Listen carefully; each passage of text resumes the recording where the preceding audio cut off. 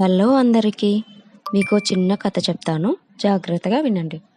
ఒక కప్పను తీసుకొని వేడి నీటిలో పడేస్తే అది వెంటనే బయటికి దూకేస్తుంది. అదే కప్పను చల్లనీటి గిన్నెలో వేయండి.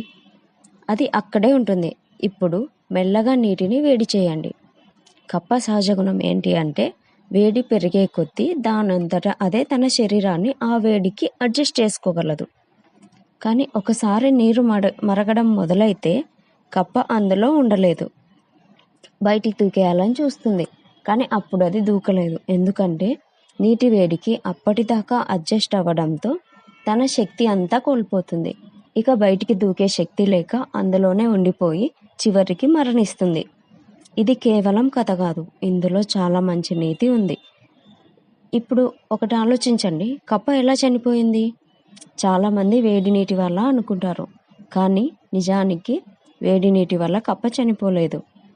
నీటిలో ఉండి బయటికి ఎప్పుడు దూకేయాలో నిర్ణయించుకోలేక చనిపోయింది. కొద్దిగానే వేడి పెరిగింది కదా అని సర్దుకుపోదాంలే అనుకుంటూ వేడి నీటిలోనే ఉండిపోయింది. చివరికి నీరు మరిగేసరికి అది బయటికి దూకలేకపోయింది.